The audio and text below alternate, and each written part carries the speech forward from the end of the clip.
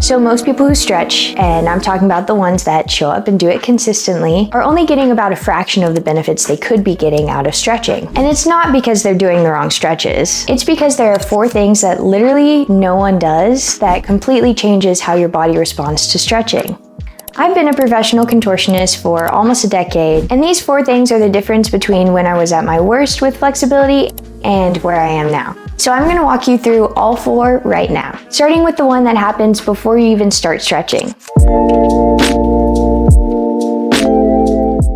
So, there's this saying about 2 people go into the woods and start chopping at a tree. One person takes a few hours to sharpen their axe and the other person just starts hacking away. I'm not sure exactly how that goes. There's a lot more details. But the gist is, if you sharpen your axe beforehand, your tree will fall faster. And I believe it was Abraham Lincoln that said, preparation is actually more important than the work itself. And even if that analogy was a hack job, the idea is right. You get it. Sharpen the axe first and the tree falls faster. And that is literally what a proper warm-up does for your flexibility. So here's what's actually happening in your body when you stretch cold. Your muscles are basically like cold putty. They don't want to lengthen, and then your nervous system is in this low state of alertness, where it's going to resist new ranges of motion because it doesn't feel safe in them yet. So when you sit into a stretch and your body doesn't move, you push a little harder, but still nothing happens, you walk away thinking, wow, I'm just really tight. But you're not tight,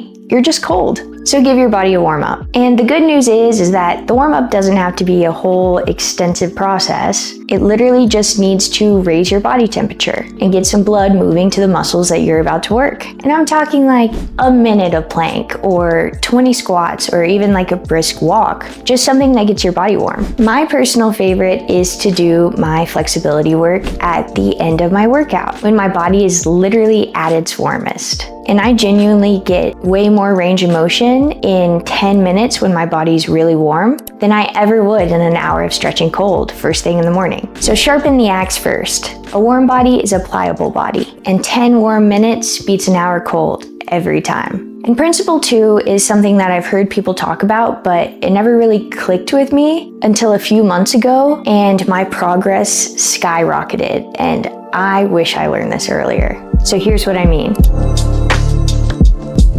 When most people stretch in like forward folds, hip openers, back stretches, all of it, they collapse into the position. They round forward, they kind of crunch into it and make themselves smaller. And it feels like they're going deeper, but it's actually just compressing. And I was doing that for so long, trying to get into the tightest stretches possible, but that's not how flexibility works. So here's the thing about flexibility. Your body creates range of motion through length, not compression. So when you shorten your shape, you're literally working against yourself. So here's the visual cue that I gave myself to actually feel the length in all of my stretches. Imagine there's tiny bubbles in your vertebrae and going all the way throughout your body. Just space in between like every part of your bone.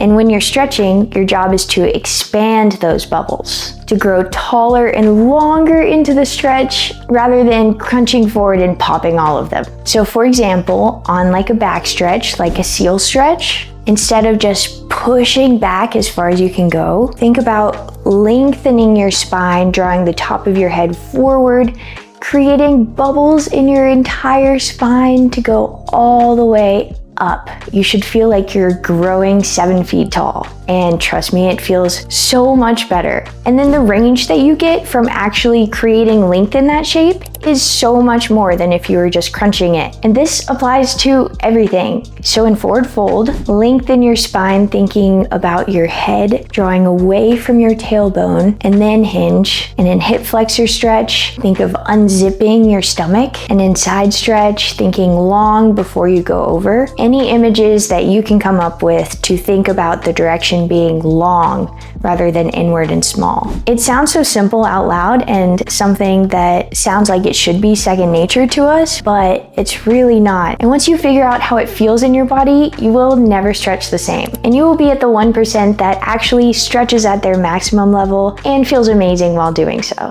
Flexibility comes from length, not compression. Grow into the stretch, don't collapse into it.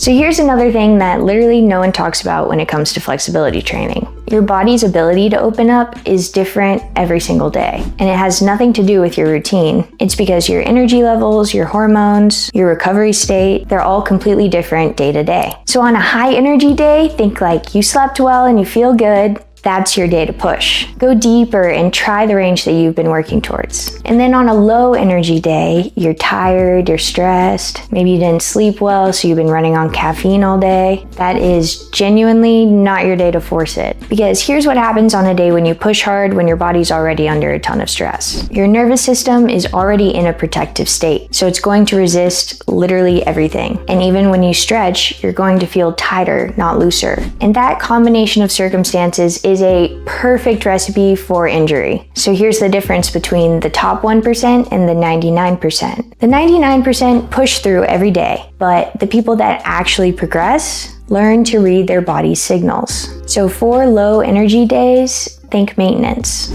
Light movement, gentle holds, deep breathing. Don't worry about what it looks like, just show up, move a little bit, and that's genuinely enough for those days. And then your high energy days, that's when you push and you really invest. And that's how the real gains actually happen. Our bodies are always changing, always evolving, and we're a process. Our cells change every 90 to 120 days. So we're literally becoming a different person as we live. So stop training your body like it's the exact same every day. So as you know, after stretching, your body gets sore. And so what do?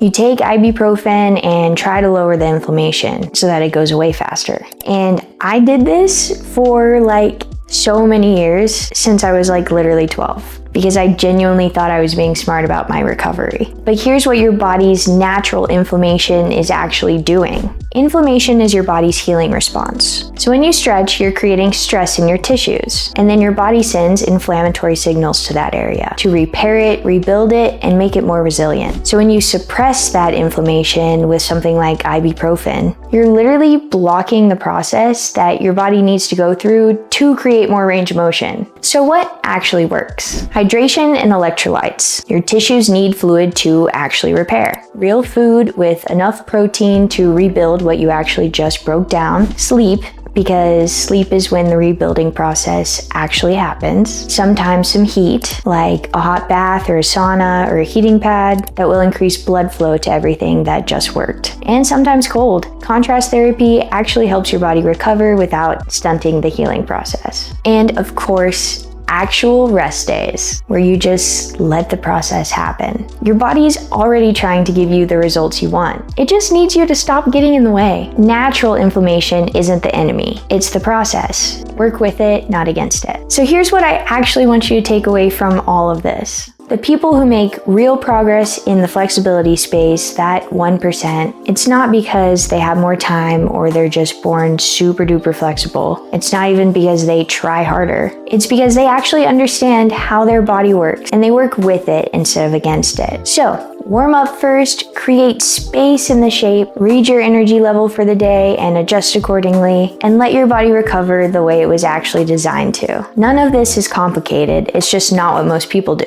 The 99% work harder, and the 1% work smarter. And now you have the tools to be the 1%. You're already doing way more than most people by just understanding this. So, go use it.